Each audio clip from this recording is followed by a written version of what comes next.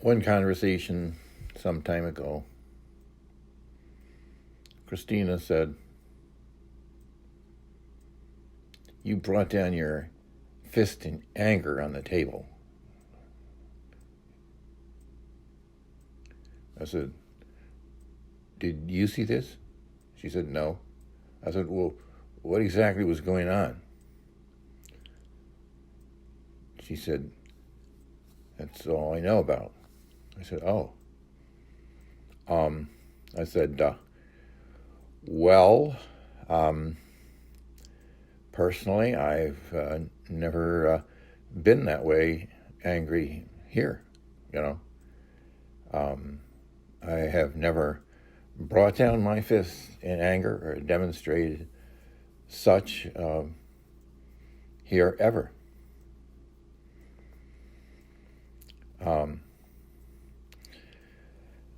In fact, the last time I did such a thing was in 1982, about, in an argument with my wife. And the result of that, I was so frickin' embarrassed that I promised to myself I would never do that again. And I have never done such a thing again. I have never, ever demonstrated any kind of anger such as that, in spite of the fact that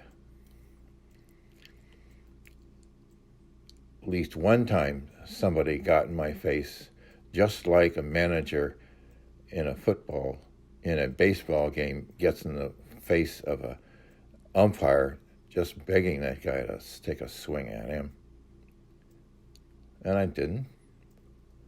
And I, furthermore, wasn't angry, even though that person clearly was.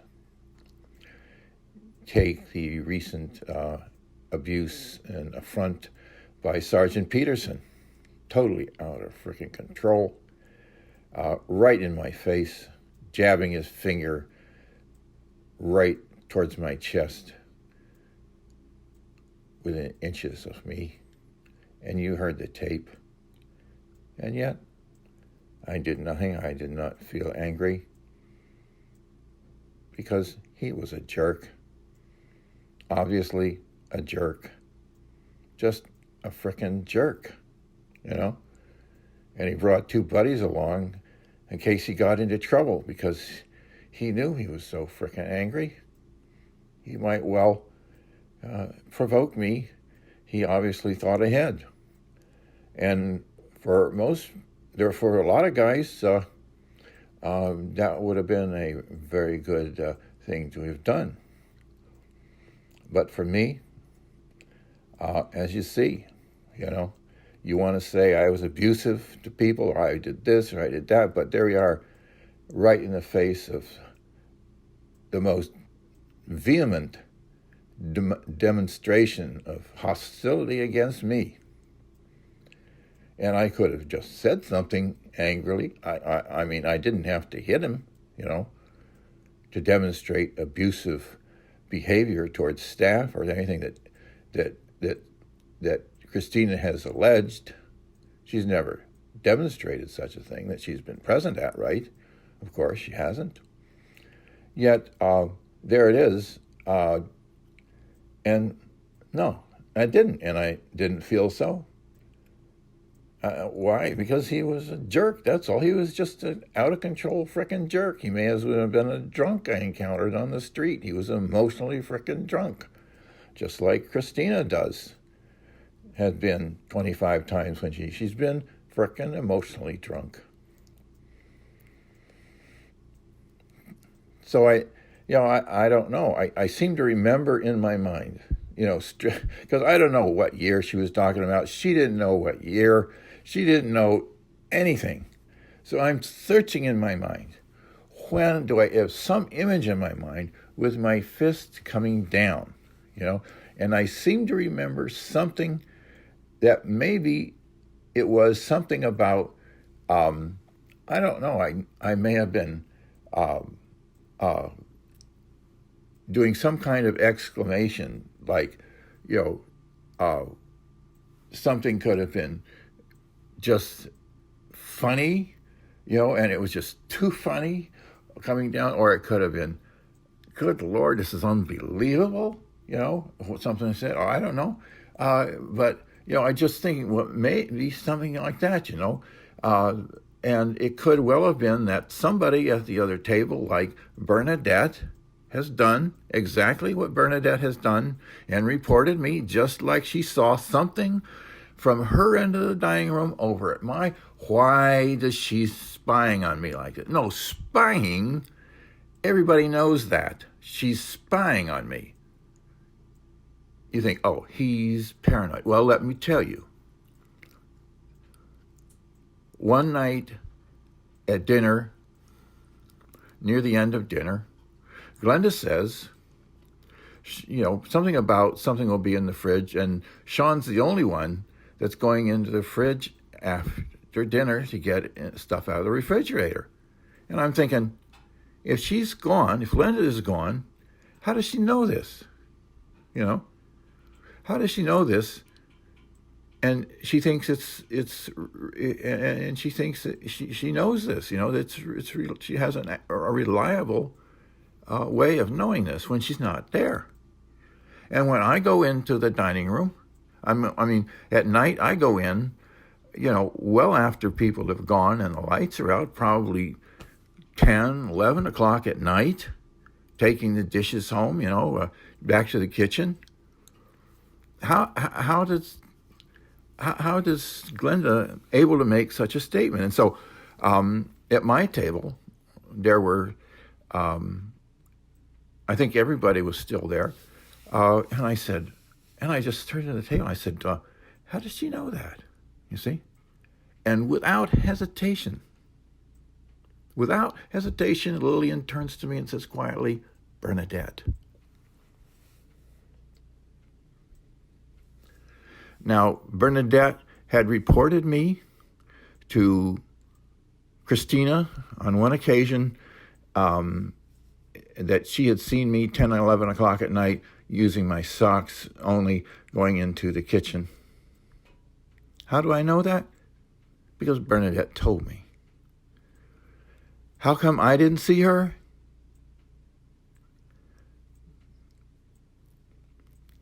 And Bernadette reported this to Christina. Christina said to Bernadette, if Sean does it anymore, tell me and I'll go talk to him. How do I know that? Because Bernadette told me. When did she tell me? Because one day a television technician was in my apartment making adjustments to my TV. I needed AAA batteries. I didn't have them. I thought, well, maybe Bernadette said. So he was getting ready to leave, and I was hoping I could keep him long enough. I said, hey, I think I can know where triple batteries are. And so I just rushed to Bernadette's door and knocked, and she came to the door. I said, do you have it? And she looked. I said, obviously, I need some AAA batteries. Do you have any? My technician. And she looked down at my feet and says, you don't have shoes on. Mm-hmm. And that's when she related the whole thing about having reported me in my socks to Christina and just what I related. That's how I know. See, this is from Bernadette. How did she see me on that one occasion and I didn't see her?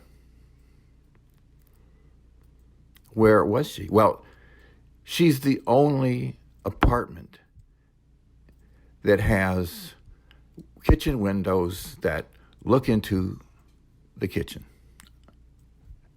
Her kitchen windows look into the community kitchen.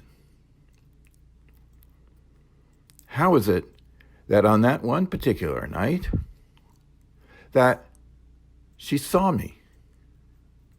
That's quite a coincidence. Well, this is an interesting thing to think about, because for anybody to have known, as Glenda said, that I was the only one going into the kitchen at night, for anybody to have known they would have had to been observing the kitchen at night over quite some period of time from some place, vantage point that I couldn't see because there was nobody around. Very quiet when I went there.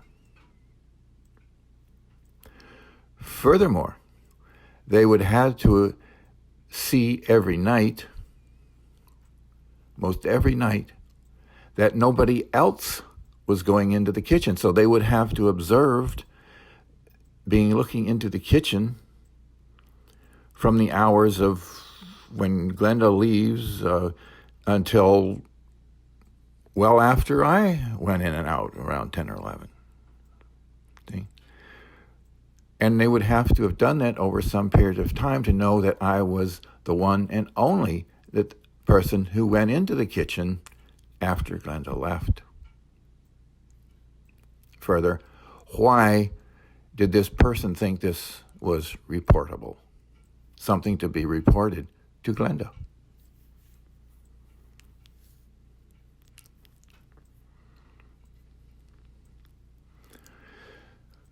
So what does this say about a person who's taking a significant amount of time on so many, many evenings that they would watch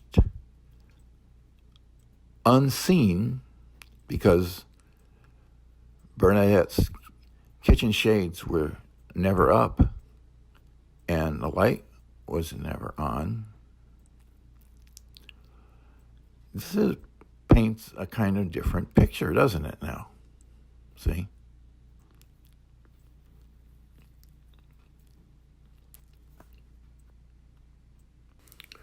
Another question is why didn't Christina pick up on this? You know, Bernadette is kind of known as the reporter in the situation around Annie Maxim House. She's reported me I don't know how many times, you know. One time she reported I was using my hand to take some candy corns out at the card table one night. Lynn came to me the next day and said, Bernadette saw you and doing such and such, so don't do this. I said, okay. So what happened? Well, starting the next evening or so, I started looking, until there's Bernadette using her hands at the serving table. There's Christina and Lynn. I mean, I'm saying.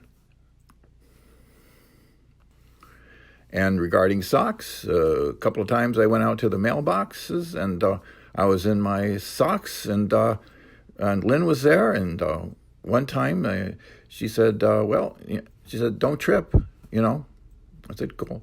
Another time she said, don't slip. That's cool. I'm just saying. Bernadette is causing problems there for me. It's not a question of what the rules are. I'm just saying these are facts as you think about Bernadette and her reporting. And the evening that the table, we were in a round table, all of us together, it was that August, and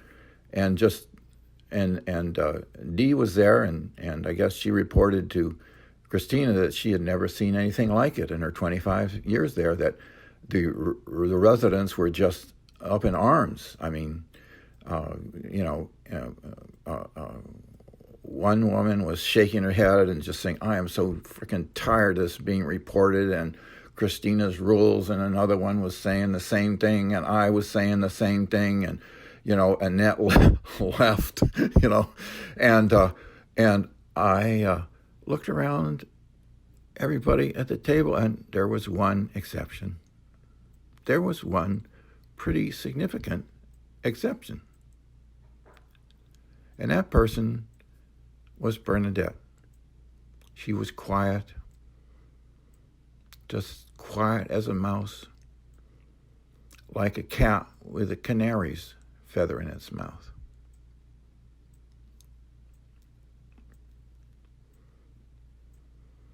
And I turned to her and I said, why have you been doing all this reporting on me?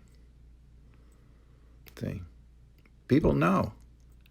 Other people have seen her peering out of her kitchen windows by her shades.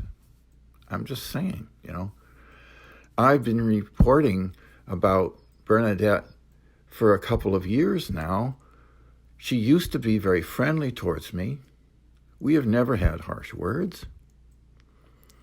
And then I knew she was under fiscal pressure because she had talked to me about it. And then a few months went by.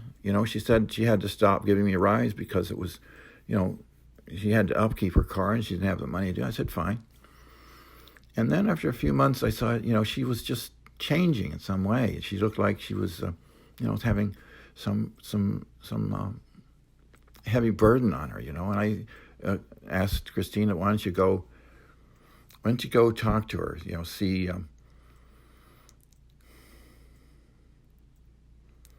see what is going on with her, And Christina did that, but Bernadette wasn't interested, in talking.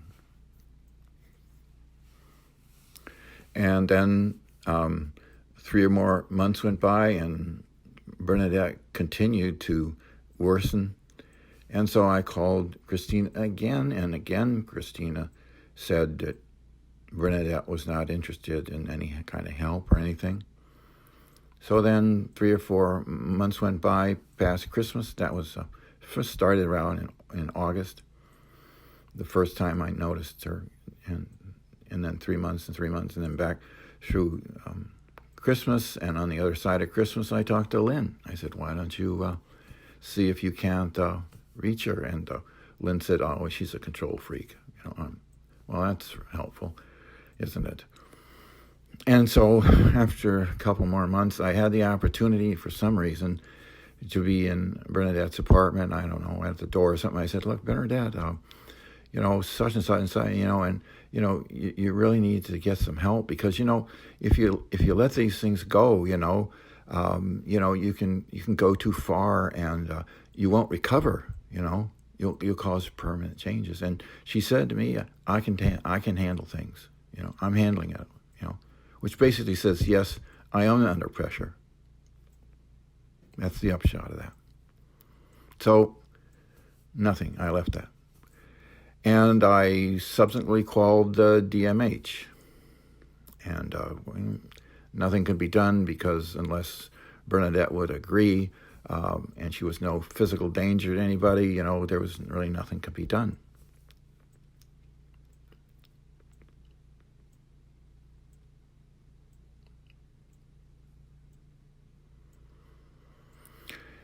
And so, again, Bernadette and I never had any harsh words together.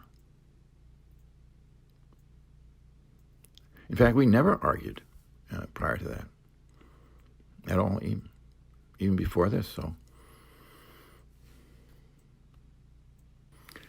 and I, as Bernadette would walk by me in the hall, like other people, I would just see how they were doing. You might say, how are you doing, or hi, or whatever. But with Bernadette, she became more and more inflexible.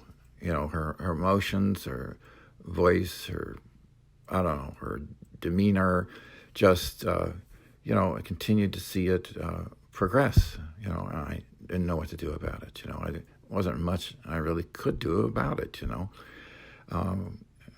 and so, let's see.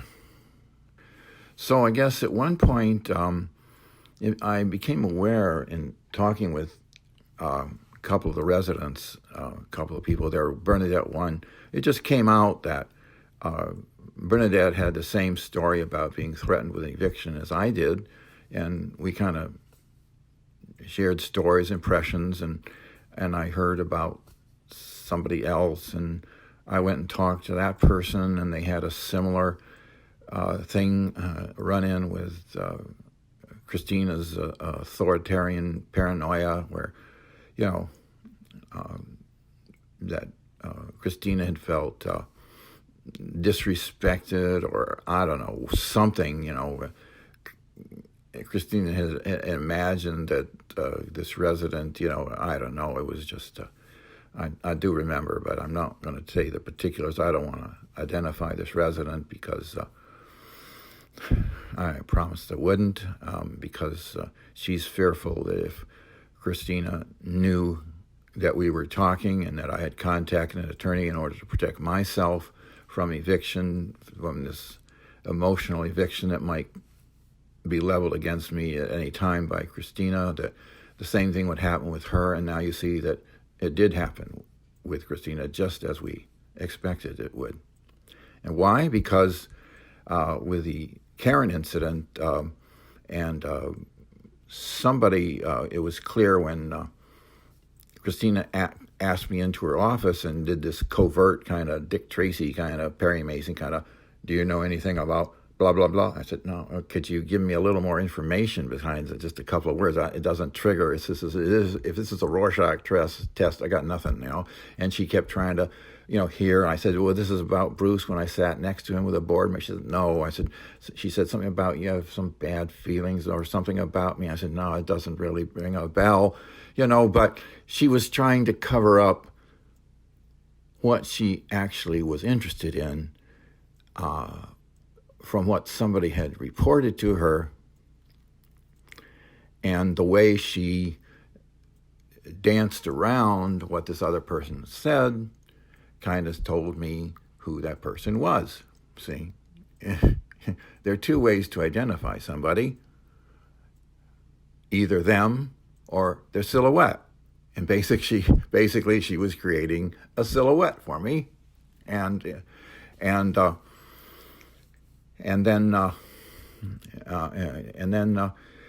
from that day forward, she became very paranoid and started all this, having all the staff members report on my whereabouts and what I was doing. And the board apparently got involved because prior to 3/7, this was just before, this was obviously in Christmas time, and by 3/7, according to the when I called the emergency help against Christina to keep her away from me, and then she hauled Sergeant Peterson in the afternoon to force herself on me, so I had to listen to her vent, and then why it had nothing to do with her. I've gone over this before. So the board had actually known and started drafting this termination of residency, according to Christina, before. So the board already knew this. So the board was getting involved in this paranoia trip too. Why? I mean, why? Why? Because they were threatened by somebody getting an attorney at any max, a resident getting an attorney against one of the staff members, right? And so all they knew from Christina was Christina's paranoid frickin' reaction.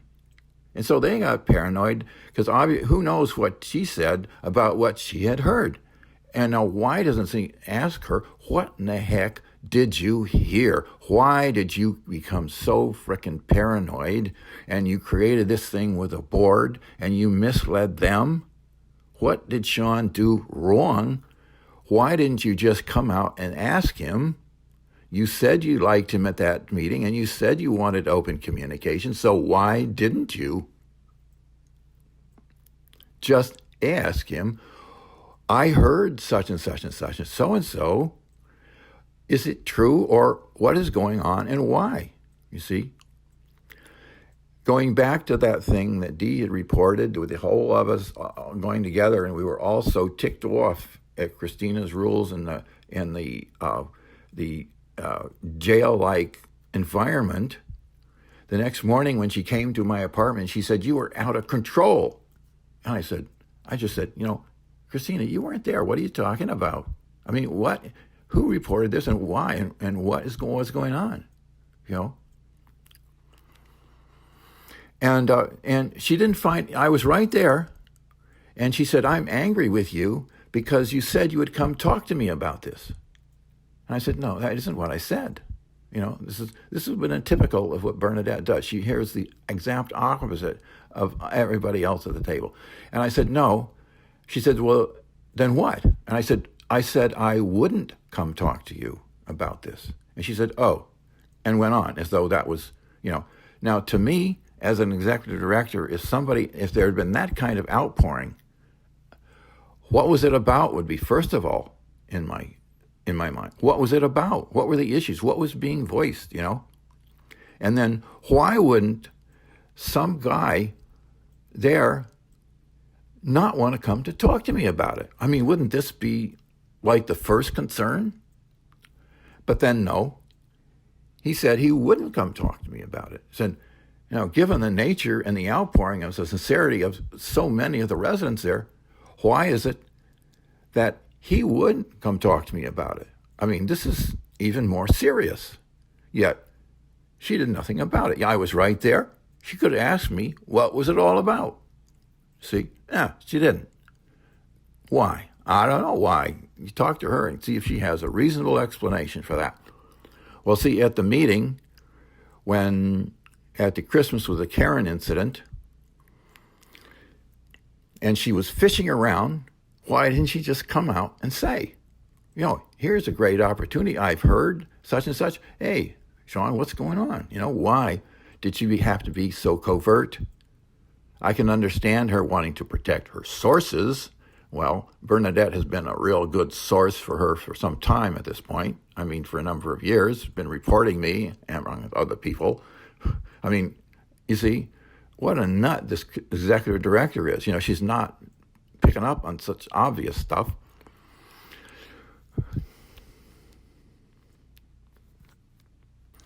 But what she did was she was threatened.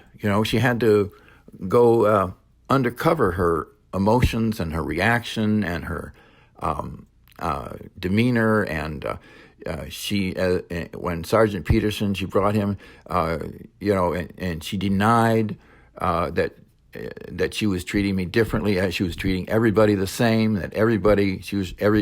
that the staff was reporting all their conversation to her about everybody, like that could happen.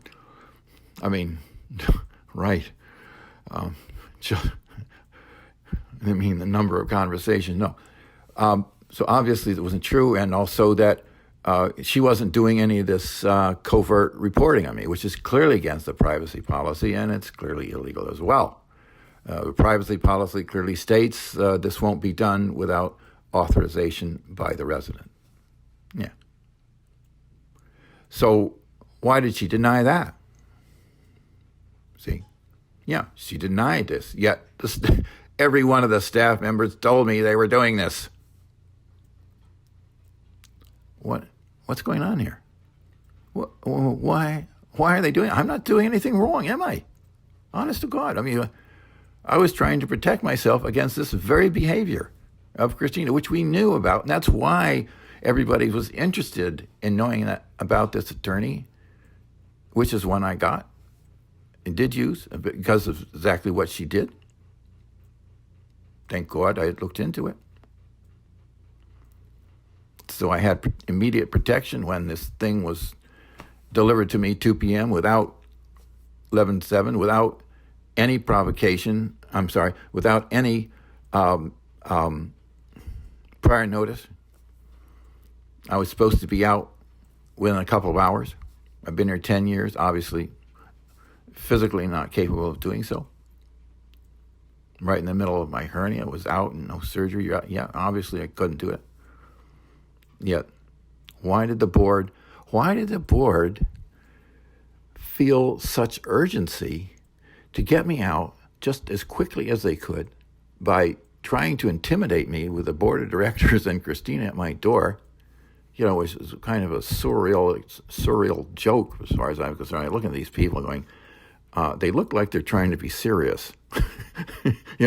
I'm supposed to read the letter. Oh boy, this is a bit of drama. Totally unnecessary legally, from a legal point. I mean, these people are rank amateurs, apparently.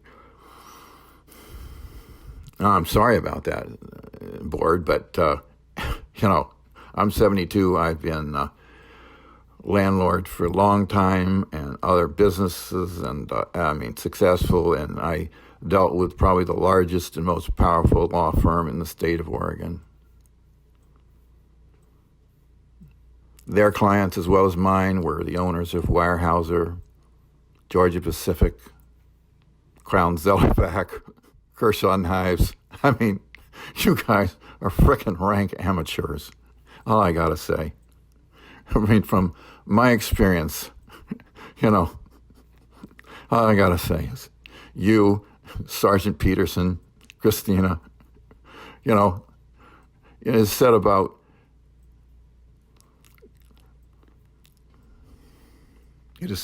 Billy Graham. He was a preacher from a small town, but he was not a small town preacher. Nobody's got any excuse to be a small town minded, small town heart, small town experience.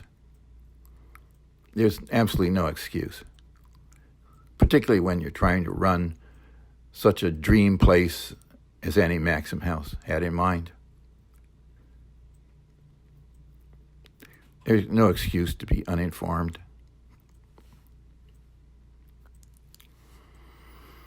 So obviously the board has some very strange ideas, and why didn't they ever sit with me if they were thinking about drafting this? The board obviously voted on an eviction letter before March 7th.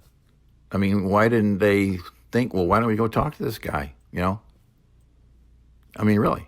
I mean, wouldn't you? I mean, Doug Beacon said, we're part of our thing is just to make day-to-day affairs with book and maintenance thing, and run smoothly with the upkeep, and to see that things, go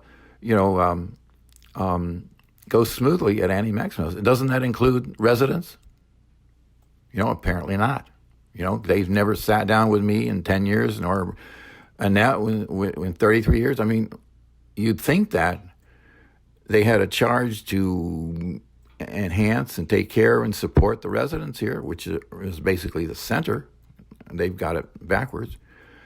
Wouldn't you think that they would try to get to know people here in order to figure out what money to spend on who, on what programs, what upkeep, what anything, anything. How could they possibly execute the charge that they were given, the mission statement, whatever, without knowing the people? If they were cattle, as a lot of residents feel they're being treated, or as marionettes, you see, it's obviously true.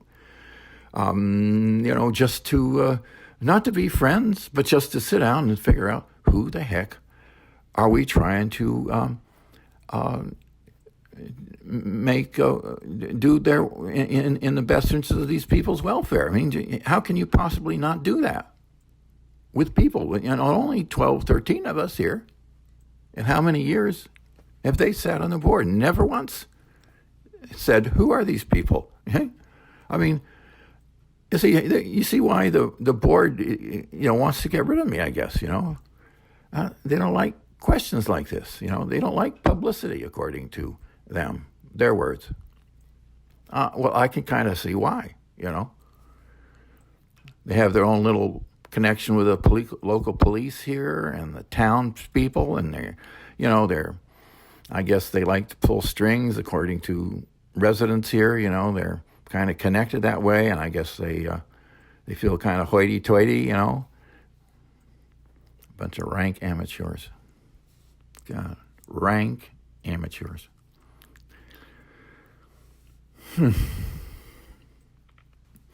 And here I am, elder, slender means, $700 a month to my name.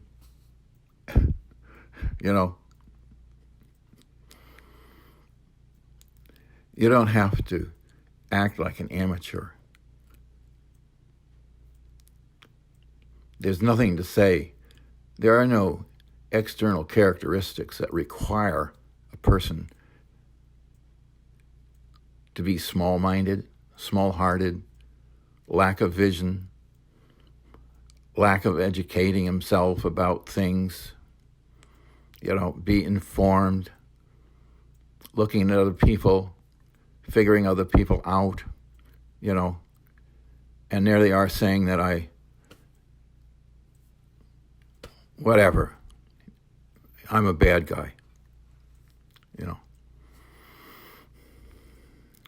You know what's worse than being a bad guy? Thinking you're a good guy and doing bad things, and thinking you're doing good things,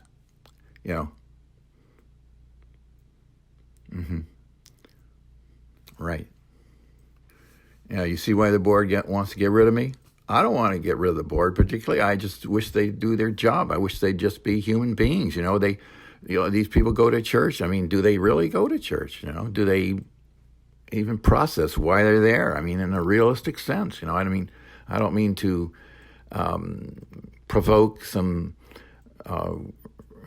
defensive religious kind of deal, but seriously, this deal about love thy neighbor as thyself, does that even occur to them, what it actually means? That you have to actually do something. You can't actually just go, hey, that's a good idea, therefore I am loving my neighbor just because I think it's a good idea. You got to have the actions. So anyway, that's what transpired with Christina and what she heard, and I don't know if she'll ever want to say what it was because it's probably so stupid. It's probably just what I said. This person's probably reported that I had gotten an attorney, and it was probably Bernadette, because Bernadette was the one who was the most fearful that somebody would spill the beans, and she said, "Oh, D is going to spill the beans," so what happens is that Bernadette apparently spilled the beans because of the Christina incident, because Karen incident, and then fingered D because D is she thought such and such and so, Christina prohibited D from being in my apartment alone with me, and couldn't give me rides anymore, and they trumped up some excuse, why this was the case, which I saw right through, of course. Anyway, so rank amateurs. Sorry, guys, but you hung yourselves. You just hung yourselves. I'm just making an observation. I realize you're not going to like it, but what can I say? It's the truth, obviously. So the problem here that Bernadette had caused is because at the Karen incident, she was sitting at the other end of the dining room, and she was staring at me as usual. See, this has been going on for 1 or 2 years now. Why she's targeting me like this, I don't know, but she's not staring at anybody else. It's obvious. And that's when myself and Karen and Annette had our little conversation at the end of the meal, and it was a warm conversation. But then something happened, which I've gone into in another tape, and I won't go into the details now, that I figured everything out what happened that evening. And nobody else knows, but I indicated in that tape exactly what happened. I pursued this, I just paid attention to things that people were saying for must have been about 10 months, and I finally got the last piece together, and so that everything made sense, okay? So anyway, so here was Bernadette, and the problem that she caused, because she didn't hear, she just saw something and made an interpretation.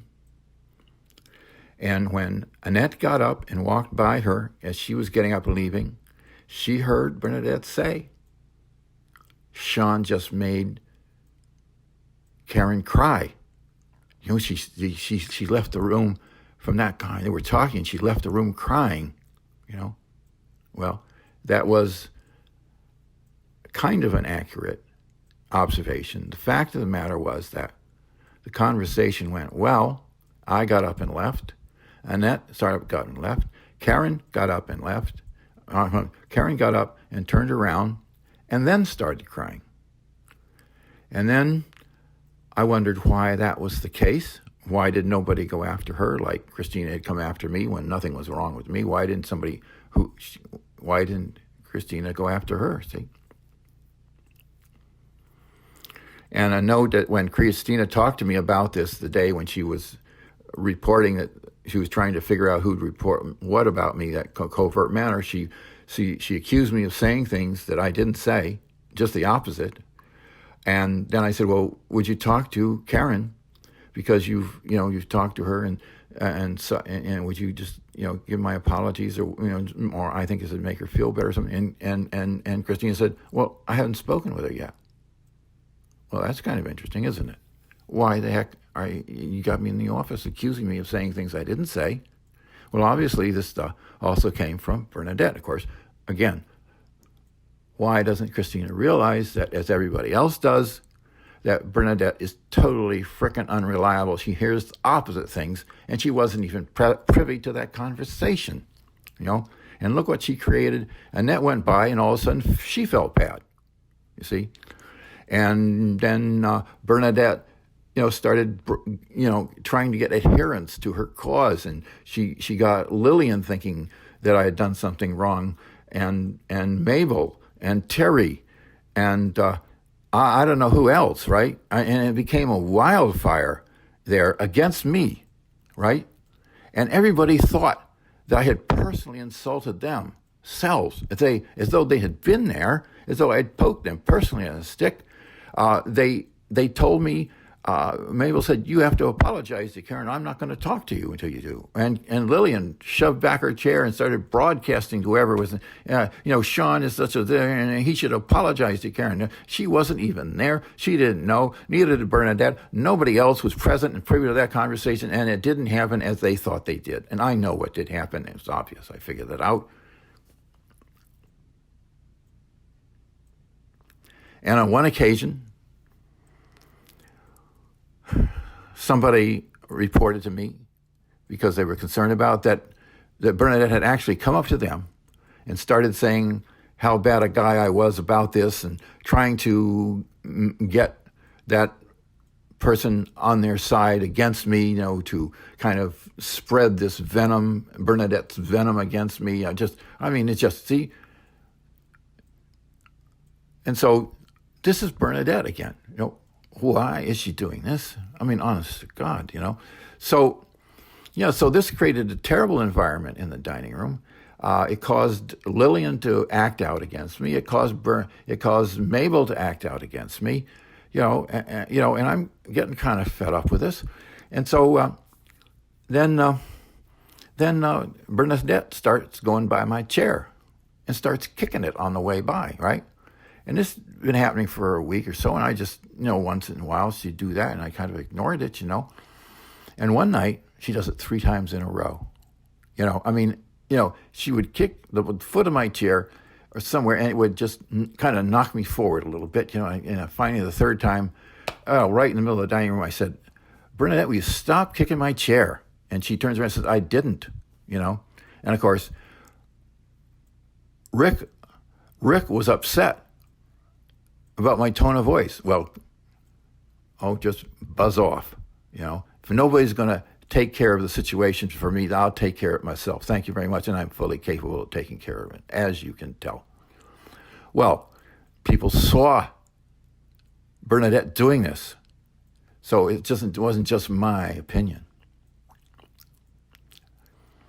So that didn't stop Bernadette. Obviously, she should have been talked to by Christina, but if she did, Christina wasn't doing any good. Well, because she's let this thing go on for some months now, unchecked, because Christina actually thought that I was responsible still.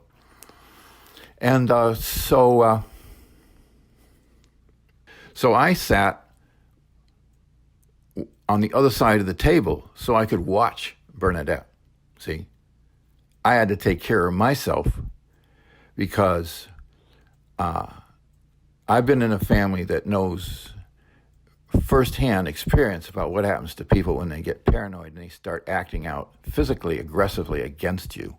It may be something small, but some people have seen Bernadette going down this road of this emotional problem that she's got, and some are concerned she may have a break or something. Yeah, that can happen, And some night, Bernadette may have picked up one of the knives at the table and gone by and stabbed me instead. No, you think this is a joke.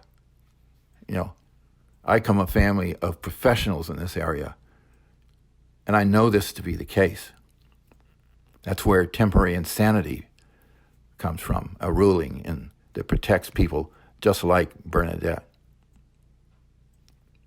Now, you think this is a joke. I called DMH about this.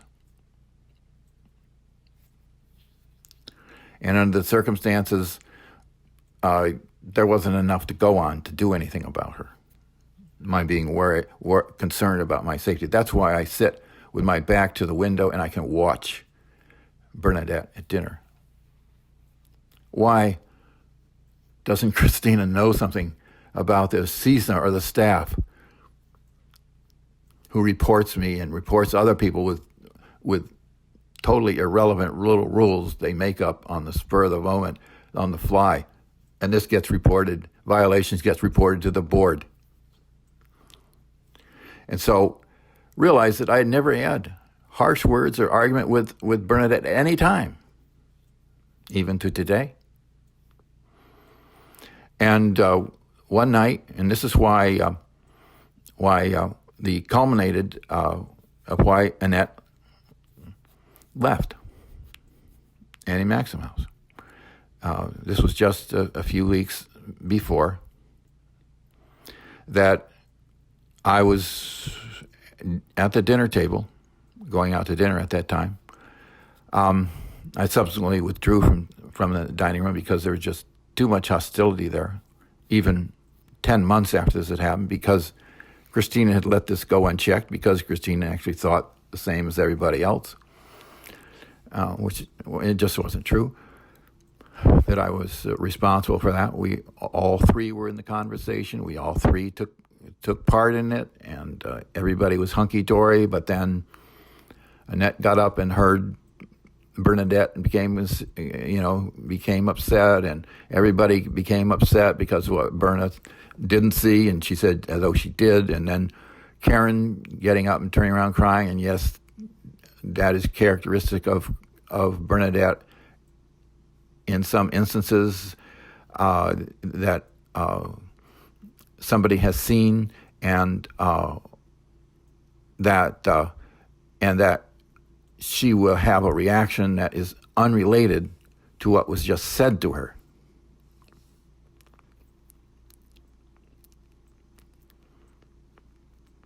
And that was the final piece of the puzzle.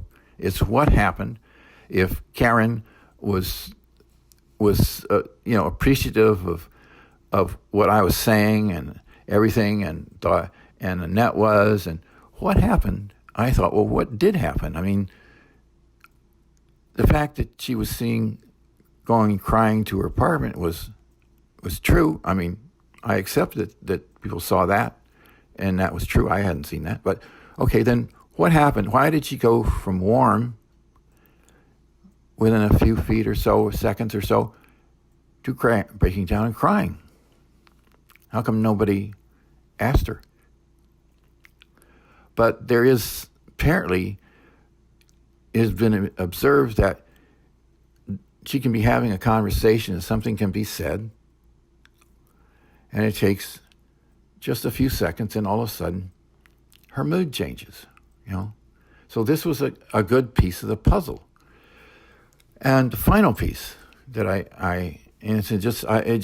this was like 10 months later. I was still, keeping my eye out, mentally, just to, if something came up that would kind of solve this matter.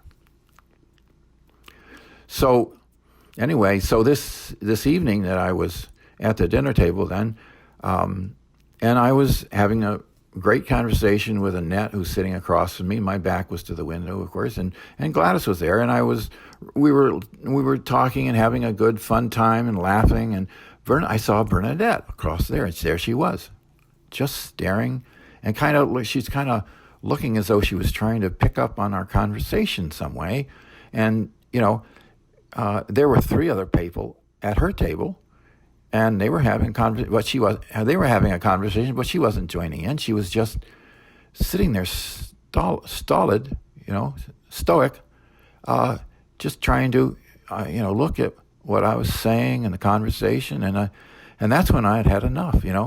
I'd had enough.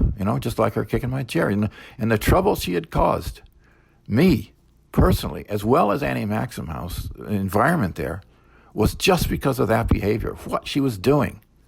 She couldn't hear, but she was obviously going to be drawing conclusions. And that's when I spoke, and I said, right across the dining room, there was conversation. I said, Bernadette, why are you staring at me? Well, of course, nobody's taking care of me. Nobody's taking care of me. So I'm going to do it myself. I'm going to put her on the spot, right out in front of everybody. She's doing it in public. I'm going to. Somebody said you should have handled this privately. I said, no, I shouldn't have. She was behaving against me aggressively. That's called passive aggressive. And she'd been physically aggressive before. Now this is just passively aggressive. And it was just appropriate to call her on the spot, within context, put her on the spot and say, why are you staring at me? Perfectly reasonable thing to have requested of her. And she responded saying, I'm not, I'm staring out the window. Which is and I responded, that's too close. In other words, she was looking out the window right over my shoulder, but I saw her eyes. They were not out the window, they were at me, And so that's when Annette got so upset with me, She said, geez, your tone of voice and people don't like it if you protect yourself around here. I mean, you can hear the authority in my voice, and if you transgress me too much, I'm going to call you out, and I'm going to do it in public when you're doing it, on the spot, okay? And no, Rick doesn't like it. Annette doesn't like it. Nobody really cares for it. I don't either. But if you don't keep your distance and you start acting aggressively against me, see, I've been accused of acting aggressively against others. Well, look, the reason I'm doing this is because they are acting aggressively against me. See? And is this being reported to the board? No. When I have reported a couple of women doing things on certain occasions to Christina, when somebody reports to Christina, she comes to talk to me in my apartment, right?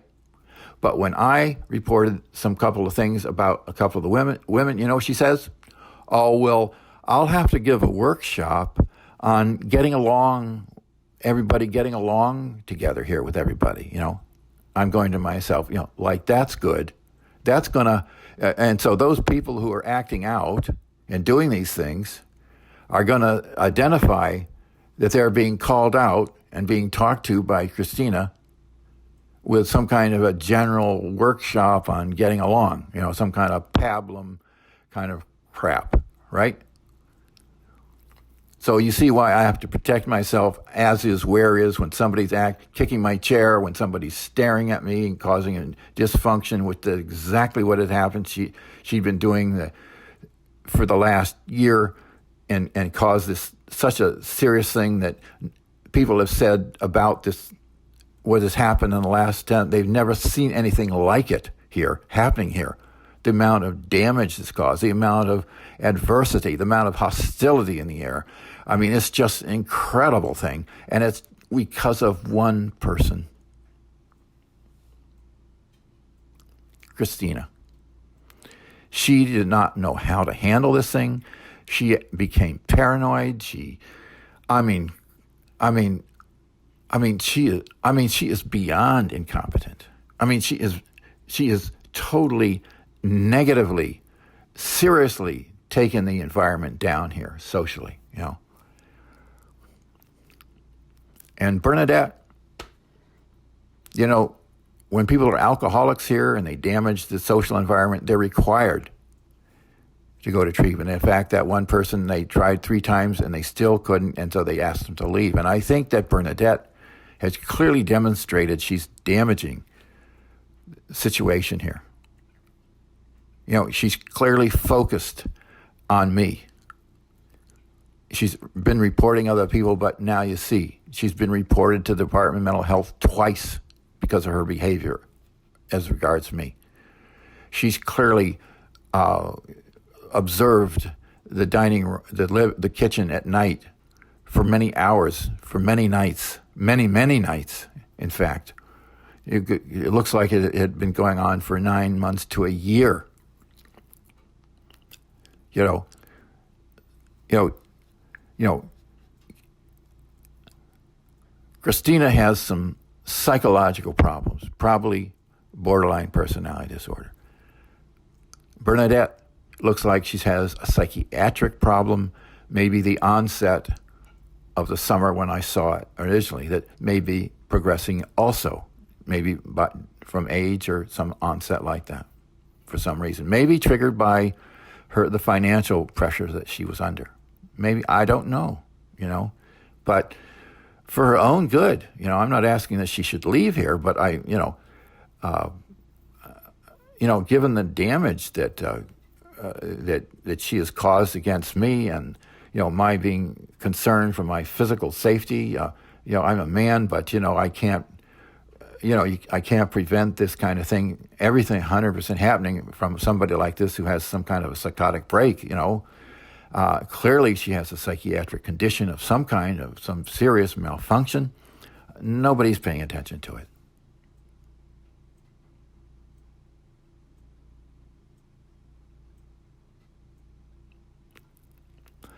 And so that night, when I spoke out and questioned Bernadette on the spot why she was staring, I dropped by Annette's apartment. And that's when Annette was so upset, because she was caught right in the middle. She likes to leave when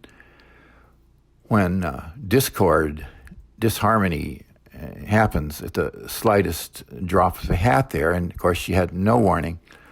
It was just, I saw Bernadette continuing to stare at me, and I just came right out. And so I had to talk with Annette, and kind of I listened to her about, I should have handled this in private and blah, blah, this and blah, blah, that. And, after we had kind of established, her point of view and everything, I said, Annette, did you see what Bernadette was doing? That's all. Just ask a question. She said, no. I said, I see. And so we had a little talk, and I explained what had happened and, this kind of thing. And, so eventually, she achieved a little equilibrium there. She understood why it had happened, that she hadn't been experienced the things that I had been under. She didn't know that why I sat on the other side of the table, and how serious this was, and this whole thing that Christina had allowed to happen, because of Bernadette, that Annette, had withdrawn from the public spaces. This is because of Bernadette and Christina's kind of synergistic kind of deal. And so Annette went out to the dining room the next night, and she had to leave for the same reason, because it just brought back the hostile environment was still there. So I sat with her again for an hour or so Tuesday night, and kind of, kind of listened to her, and then, build her back up, and, and so we were good, and, and I left. And so Wednesday came, and her nurse came and saw she was in such terrible shape, she called an ambulance. I saw the ambulance came, so I went to find out who it was, and I knocked on Annette's door, and I found that it was her. So I said, can I come in and we can talk, So I sat with her again, and dealt with this Annette's adverse reaction to what was going on in the dining room, which I hadn't been present for the last two times, for reasons, for the obvious reasons, So I hadn't even been there. And then it happens that the next couple of days that Annette wasn't answering the phone, and I wanted to see how she was, and her shades were drawn, and I became concerned. And on Saturday, I called 911 for a wellness check, for Annette, apartment 7. And so that's when I found out that she had, in fact, gone to the hospital. And, of course, that's when apparently Annie Maxim House got Sergeant Peterson involved again. And I don't know, some of the stuff he was saying came straight from Christina because he didn't know me from Jack. And that's what the crap that I received from Annie Maxim House through Sergeant Peterson. And good Lord, what a jerk, what a bunch of frickin' amateurs, damaging. God, you people are just taking yourselves to hell in a handbasket as far as I can see. I don't know what's going to happen to you guys with that kind of behavior, that kind of attitude, that kind of lack of gathering information. I mean, just good Lord, I don't know what's going to happen to you.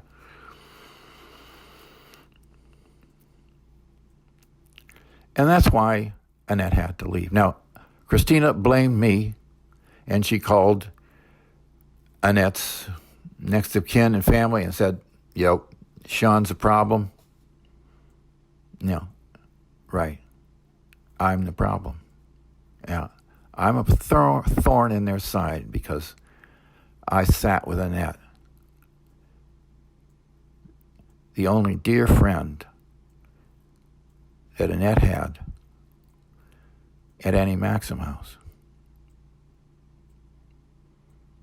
I was her trusted friend. Nobody else here had her trust. Why? I spoke with her, and she was my best friend, my dearest friend. We talked about everything. Everything. So many nights, so many weeks, so many months, so many years. And you think I am the reason that Annette had to leave? You are going to hell in a handbasket, my friends. If you can't see that, what I did, and you accuse me without talking to me or gathering information about the situation, and you say that I am responsible for Annette having to leave, I am responsible for her being able to be here as long as she could tolerate the environment that was engendered, promoted, and allowed to continue to such an extent that nobody has seen this happen at Annie Maxim House before. The negative environment caused by Bernadette and Christina mishandling, because I don't know what to say. I mean, it's a frickin' tragedy. It's a frickin' tragedy. All around. Everybody is getting hurt. Nobody knows what to do. I do. So-and-so does. So-and-so does. Everybody has their own perspective on what to do. Nobody's gathering information, and so nobody can figure out what really should be done. Does anybody know what might be accomplished or should be accomplished or could be accomplished? Does anybody have a goal in mind? Has anybody gathered enough information to have a goal in mind? I mean, and this train is going down the track at 60 miles an hour.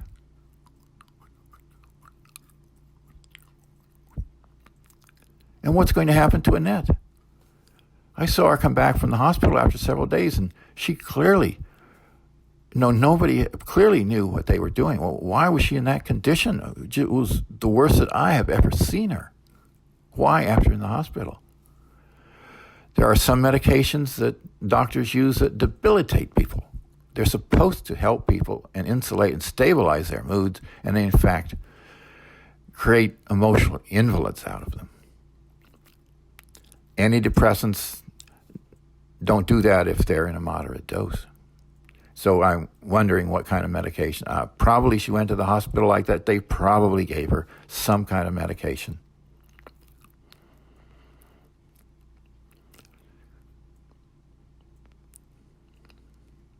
And then her sister, saw me walking. I wanted to see if it was Oregon plate. Somebody said there was a truck out there. Or, she has a son, Ken, in Oregon, and I email him, and we exchange stuff, and he gives me garlic, et cetera. So I said, well, I wonder if Ken is here. So, but it turned out to be her daughter, I guess. And, her daughter saw me coming and just corralled Annette, ooh, get away from the bad guy. Don't, and they drove out of here, and they came back hours later. But, so I can see the environment that Annette is now in, and they all believe that I'm responsible for the condition that Annette is in.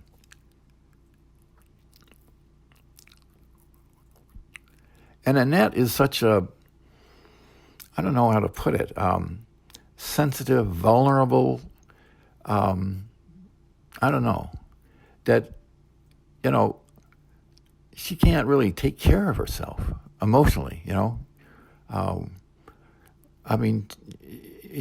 she's like a bird in a mine, to tell if there's enough oxygen there. She's or some kind of toxic gas. At the least little bit, she has to disappear, and she gets terribly upset.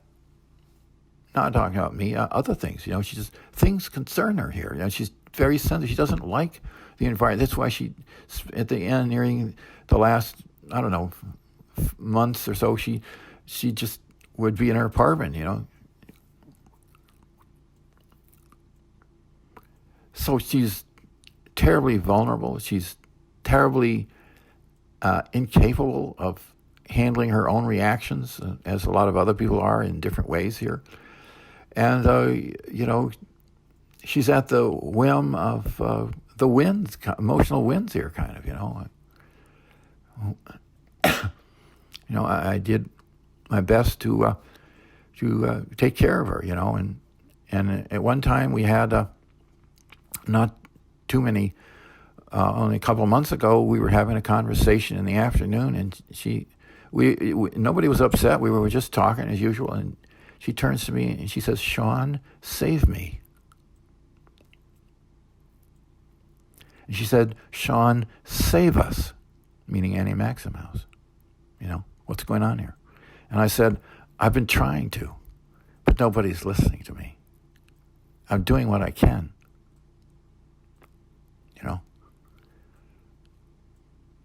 And I'm accused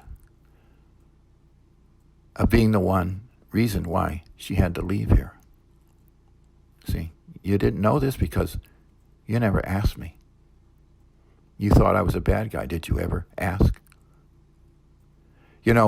When somebody is a robbery and they get a suspect, they ask him, "Where were you? What did you say? What did you do? Do you have any corroboration? Do you have an alibi? Do you have this? Do you have that?"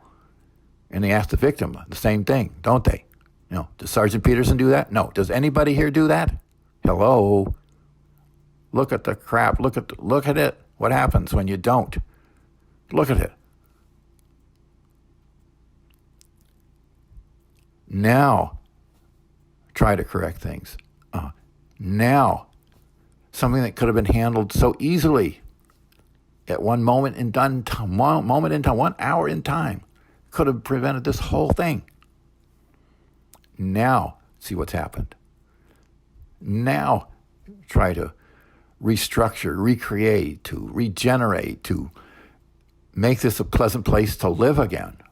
Look at the problems that are here because of Christina. Bernadette had some part to do with it, but the kingpin here is Christina.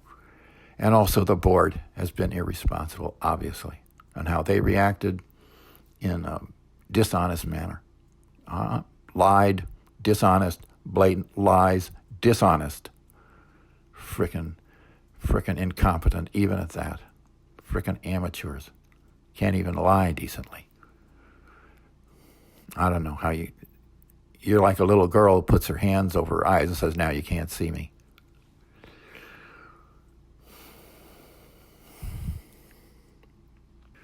So the upshot is 2 people have to leave here because of Christina. Annette, and if she dies early, it's on Annette. I'm sorry. And if she dies early, it's on Christina. I'm sorry, I meant to say Christina. It's on your head, sweetheart. It's on your head. I'm so pissed off at you guys. How you can believe such ignorance is useful or appropriate. And can I even know that you're so ignorant? And your actions are so damaging, and you don't even check it out, what you've been doing and against who you're doing it. I mean, it's just, I can't believe that human beings exist like this. I mean, if this was Caligula's empire, I mean, I could have, okay, but, for people to think they're well-intentioned, loving, Christian church-going people and basically act like Caligula, I mean, I don't know what to say. It's the first time I've ever seen such a thing in my life, and I lived a number of places and done a lot of stuff, but I don't know what to say, So, but two of the very nice and pleasant residents are being forced out by the executive director. I hope she's happy. It's what she wanted, one way or another. It's what she said she was going to do. What is it, 12, 13 times now?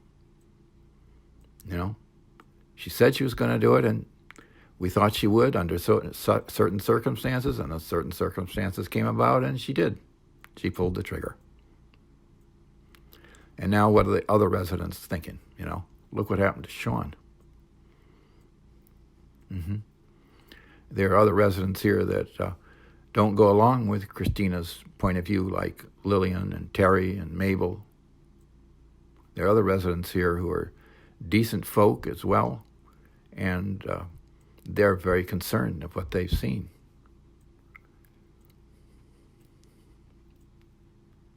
I don't know how you're going to achieve the trust that should be here between the staff and the board and the residents, because they see what you're doing. They see your lies. They see your errant behavior, your irresponsible, your illegal actions. They see it all. I don't have to tell them.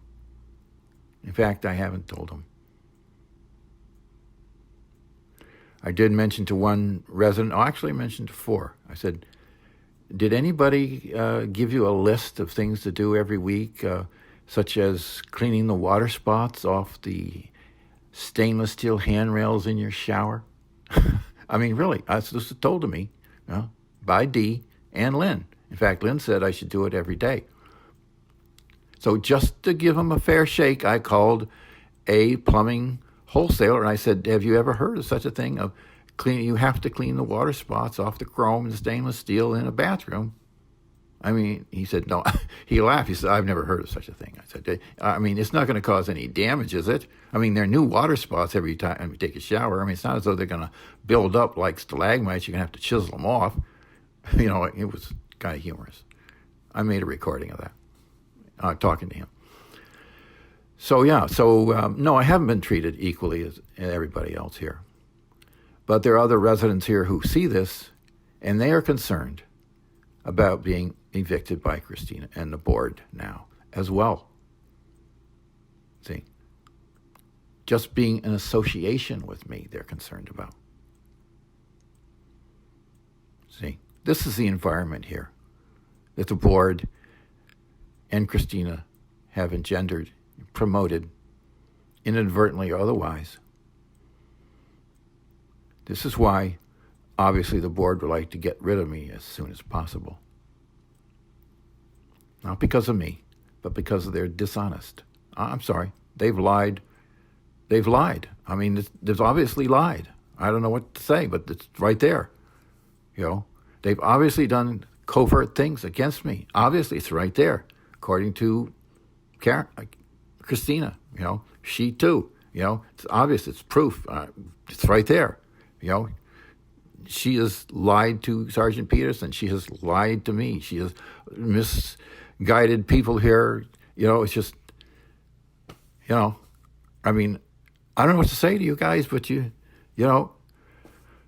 did me a favor by ejecting me out of this place, I told you I've been trying to leave for a couple of years, and obviously, Christina's trying to pull the trigger, and she has. So I guess I better get out of here before the bullet hits. Unfortunately, Annette didn't make it. Bastards.